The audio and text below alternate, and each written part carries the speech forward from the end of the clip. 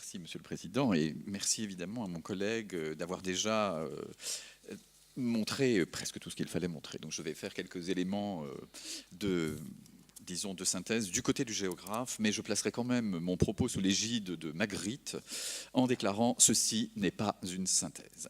Donc, pour tenter quand même de rendre compte des présentations et débats très riches qui se sont déroulés durant ce colloque, je vais utiliser plusieurs entrées qui s'appuie sur une question quand même fondamentale. Pourquoi le rapprochement entre droit constitutionnel et géographie est-il intéressant et voire important?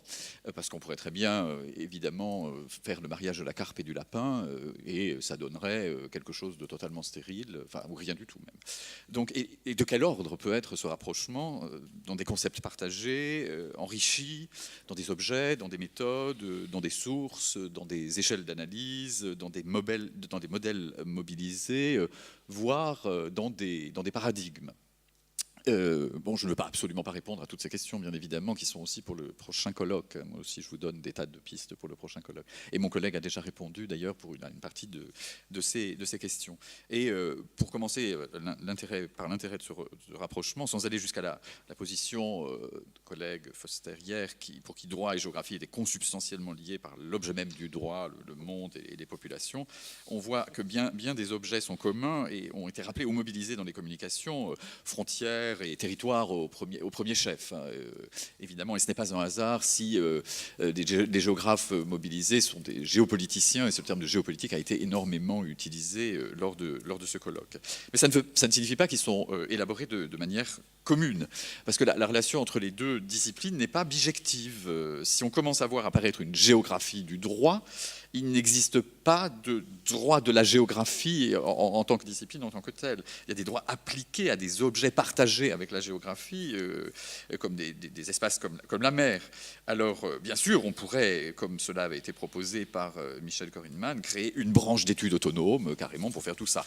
Mais encore faut-il savoir de quel droit on parle, parce qu'on a parlé, bien sûr, de droit constitutionnel, mais on est de lois, de normes, de soft law, pour aller jusqu'à des usages, et donc une sorte de porosité du côté du droit, dont Jacques Lévy a parlé, par la vie sociale, par exemple, qui répondrait à la porosité elle-même des territoires, c'est-à-dire deux objets qui ne sont pas constitués de manière aussi solide que peut-être certaines représentations de l'un par l'autre et de l'autre par l'un auraient pu les laisser à penser.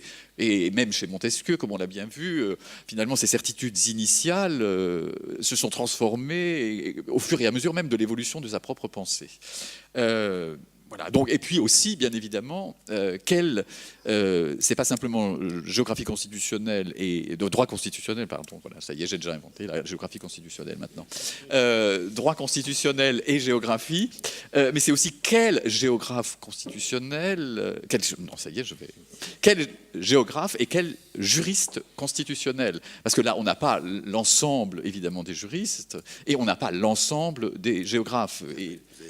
Mais bien sûr, nous avons évidemment les meilleurs, enfin en tout cas, c'est toujours ce que l'on dit, et nous en sommes rendus compte lors des débats, mais nous ne représentons pas la géographie, et vous ne représentez pas, enfin peut-être, je ne sais pas, le droit, voilà, c'est ça aussi. Donc il y a un certain nombre d'objets d'études et d'enjeux théoriques qui sont importants. Alors les objets d'études, je ne vais pas les rappeler, j'avais pointé les mêmes, bien évidemment, géographie de la liberté, découper l'espace, etc.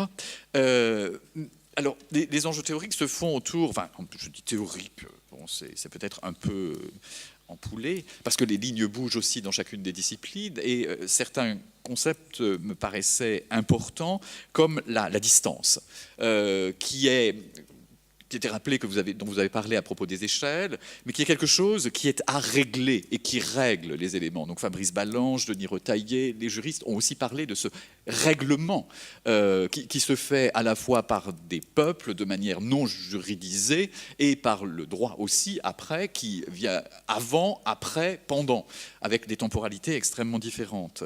Et ce qui nous donne quelque chose sur aussi les dimensions du pouvoir, qui sont aussi parfaitement évolutives et qui se traduisent donc sous le terme plus générique de géopolitique et d'enjeux géopolitiques pour les géographes, mais qui a été repris aussi par les juristes. Le deuxième enjeu, c'est peut-être aussi quelque chose autour de ce qui est travaillé depuis longtemps en droit et en géographie depuis au moins Élisée Reclus, la justice et l'injustice spatiale. Et donc là, les termes de justice spatiale sont bien pris en charge par les géographes maintenant, pas obligatoirement de manière juridisée, peut-être plus par des enquêtes auprès des populations, faisant parler des peuples opprimés qui ne parlaient pas auparavant, etc. etc. Et Jacques Lévy l'a résumé, c'était sa phrase conclusive, l'espace du droit ne peut que se concevoir que comme une composante du droit à l'espace. Bon, il reprenait là, évidemment, des analyses marxistes, celle de Lefebvre, qui est fort utilisée. Et le troisième enjeu théorique, enfin théorique et pratique à la fois, c'est comment se saisir du monde, finalement, à travers qu'on appelle international, qu'on appelle mondialisé, globalisé, mais c'est comment prendre en charge le monde, finalement. Et cela évidemment se traduit par des questions de justice ou d'injustice et des questions de distance. Aboli, pas aboli, traité, etc.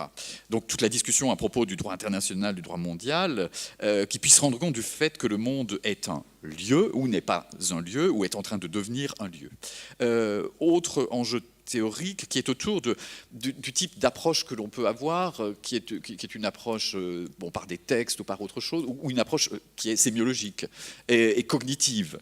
C'est-à-dire qu'on a pu nous dire que finalement, ça ne voulait rien dire, ça ne voulait dire que ce que ça disait. Et ça ne fait pas, finalement. Ou disons que ça fait parce que ça dit. Ce que disait la fonction performative du langage dont Forster parlait.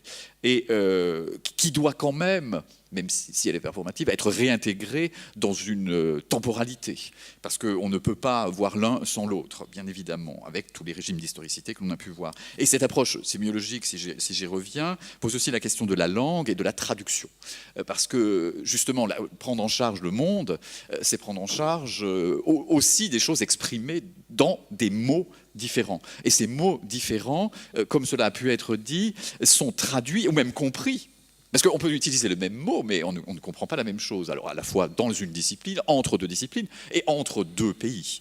Et ça, on l'a bien vu, bien évidemment, de la façon dont on a pu en parler et dont les juristes nous ont exposé que certains traités étaient finalement compris de manière radicalement différente. Pas simplement, c'est pas un faux sens, là, ça peut être considéré comme des contresens véritables. Et c'est là aussi que l'on peut se prémunir du danger qui nous avait été dit d'ethnocentrisme. Et donc on peut essayer de se départir de cet ethnocentrisme en faisant cela. Alors après, quand on regarde les paradigmes, les concepts, enfin peut-être pas paradigmes parce que là c'est peut-être un peu trop fort, mais les concepts qui sont mobilisés et sur lesquels on a travaillé, on ne peut peut-être pas dire encore que la géographie et le droit utilisent des modèles identiques, se basent sur des modèles identiques. On a vu, il y a un modèle constitutionnaliste qui est discuté comme le sud-constitutionnalisme, mais chacun garde encore pour l'instant ses modèles ou ses paradigmes fondateurs, même si on peut considérer que les sociétés au sens large sont maintenant au centre des préoccupations des sciences humaines et sociales comme du droit, mais ça c'est comme dire que je ne sais pas, il fait jour le jour et il fait nuit la nuit, voilà, à peu près. En revanche, les bases philosophiques peuvent être mobilisées, peuvent être identiques, que ce soit Montesquieu, Kant, Rousseau, ou d'autres, ou Aristote, sont utilisées par les deux maintenant. Voilà. Alors, le rapprochement se fait aussi par les évolutions internes des disciplines, ce qu'on a pu appeler le spatial turn, parce que c'est toujours chez les anglo-saxons, là aussi une influence tout à fait considérable, dans les SHS, et donc maintenant on peut imaginer que le droit aussi se saisit de la géographie par ce tournant spatial qui remet l'espace, non pas au centre des préoccupations, mais qui fait aussi de l'espace un élément de préoccupation, et pas seulement un élément de localisation. Et dans le cadre des recompositions disciplinaires que chacune des disciplines connaît déjà depuis un certain temps, depuis au moins une ou deux générations, parce qu'on n'est plus du tout dans les disciplines qui se créaient ou s'opposaient à la fin du 19e siècle, enfin en tout cas pour la géographie. Aujourd'hui, on ne sait plus, parfois on a quand même des limites qu'il a aussi des frontières qui disparaissent, comme cela a été véritablement dit. Et donc, les questions comme celle de l'identité sont aussi des questions d'identité disciplinaire. Et certains paradigmes sont remis en question. Le paradigme de territoire et de territorialité, que l'on a beaucoup de territorialisation, ne sont pas employés exactement de la même manière par les géographes ou par les juristes, ou même par les géographes eux-mêmes. Certains l'emploient, certains ne veulent plus l'employer et le récusent, parce que justement, on a le point, on a la ligne, et on a évidemment ensuite l'espace aréal qui est réfuté par énormément de géographes. La contiguïté, finalement, n'est plus le principe fondateur. Et en droit, finalement, on se rend aussi compte que même s'il y a des contiguïtés, on n'a plus des aires aussi parfaites que celles, et limitées, donc bien évidemment, que celles auxquelles on pouvait penser auparavant, et on est plus par des réseaux, par des enclaves juridiques, comme on peut avoir des enclaves d'un département dans un autre, d'un pays dans un autre. Et voilà. Et pareil pour les échelles, avec quelle est l'échelle principale de l'analyse, où doit-on penser de manière multiscalaire ou interlégale, qu'on pourrait dire. Mais on retrouve quand même, alors j'ai dit que les modèles n'étaient pas exactement les mêmes, mais on retrouve quand même des sortes de choses de fond assez simples, voire simplistes, qui ont été mobilisées par les deux, qui sont centre-périphérie et nord-sud, même si pour dire tout le mal qu'on pouvait en penser, mais tout en les utilisant toujours. Et ça, c'est aussi le fond de commerce du géographe. En centre-périphérie, ça reste quand même quelque chose d'assez important. Voilà. Et après, quelles sources et quelles méthodes mettons en œuvre? Est-ce qu'on met en œuvre des sources et des méthodes identiques? Alors c'est un défi méthodologique, comme Stéphane et Florence l'avaient dit au départ. On a à la fois des sources communes, comme les difficultés. C'est un peu de l'emprunt à la création de sources. Soit on en emprunte des déjà existantes, soit on en crée d'autres. Et plusieurs intervenants ont parlé de l'autre, en l'espèce le juriste pour le géographe et le géographe pour le juriste, comme élément de distanciation, de décentrement qui lui permet de se redécouvrir finalement, ou de voir ce qu'il ne voyait plus ou ce qu'il ne voyait pas. Et parce que les juristes restaient peut-être centrés sur le droit national, etc., etc. Et donc on retrouve par là la question de la langue et donc de l'apprentissage nécessaire d'autres langues pour arriver à essayer de commencer à comprendre autre chose que ce que l'on a chez soi. D'où le comparatisme, qui est aussi quelque chose qui n'est pas pratiqué ni par tout le monde en droit, puisque c'est évidemment une branche, ni par tout le monde en géographie, puisque c'est suspect. Ça a longtemps été quelque chose de suspect. Comment comparer? C'est là encore, une fois, comparer des systèmes extrêmement différents, des espaces extrêmement différents, des populations extrêmement différentes. Et donc l'idée du comparatisme, je pense, pourrait être aussi judicieusement retravaillée par à la fois les géographes et les juristes. Et celle-ci donne un autre point peut-être de convergence, qui est la question du terrain, mais pas du terrain chez Montesquieu, mais le terrain d'étude, le terrain sur lequel on va travailler. Et j'ai entendu des juristes qui disaient, voilà, maintenant il faut y aller. Il ne faut pas simplement se contenter de lire des choses, de décrypter, de faire de l'exégèse de textes, mais bien aller voir sur place comment ça se passe, parce que le droit, justement, il y a de l'écrit, et puis ensuite, il y a des pratiques, des usages, des détournements, et tout ce que l'on veut. Et le géographe, évidemment, a un rapport au terrain qui a longtemps resté une boîte noire complètement à laquelle on n'osait pas toucher, mais qui maintenant commence à être ouverte. C'est un peu Pandore, mais c'est aussi extrêmement riche, parce qu'on arrive à la symbolique, la projection, de la même manière que l'on a pu parler pour le droit. Et puis, après, on peut avoir des méthodes plus spécifiques de l'outillage, cette fois-ci de l'une des disciplines appliquée à l'autre, comme la jurématique et ses jurèmes, qui fait évidemment référence à la chorématique et ses chorèmes, de Roger Brudet, un des géographes les plus connus et les plus clivants d'ailleurs du XXe siècle, donc un système d'information géographique, mais qui n'a pas un objet obligatoirement géographique, c'est juste un système d'information et de compréhension finalement dans le cadre de la systémique. Mais là-dedans, je pense qu'il faut à la fois évidemment travailler tenter d'apprendre aussi le langage de l'autre, de la même manière, comme si c'était une langue étrangère presque, et y détecter aussi, comme le demandait Jacques Lévy, des signaux faibles. Alors, en guise de conclusion, je pourrais dire qu'on est là dans un moment, avec des mots que j'ai repris ici et là, d'interface, d'hybridation, de métaphores et de bricolage. Et je n'ai pas vu encore d'autres mots, qui est le braconnage aussi. Bon, on est du côté de chez Michel de Certeau, là.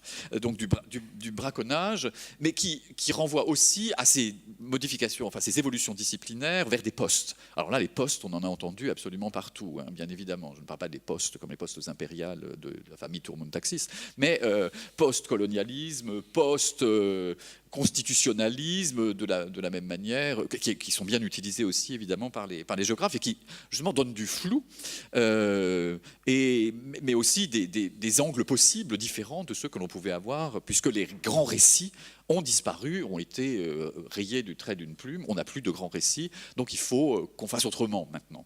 Enfin, il faudrait qu'on fasse autrement. Et qu'on essaye d'allier une discipline qui était dans le tableau assez drôle de Jacques Lévy. La géographie était plutôt du côté cognitif-objectif, alors que le droit était de l'affectif objectif. Alors c'est bien le droit comme quelque chose d'affectif. La géographie se tourne aussi vers le sensible. Alors par le déplacement que la métaphore qui a été apportée permet, et la géographie est une discipline de la métaphore dans son mode d'écriture. Hein. Elle a toujours énormément utilisé la métaphore, et de l'hybridation, pas seulement comme méthode, mais aussi comme concept fondamental dans les deux disciplines. Et donc on en revient au nomadisme, bien sûr, de Denis Retailleau, et de la mobilité, y compris du droit avec son adaptation constante.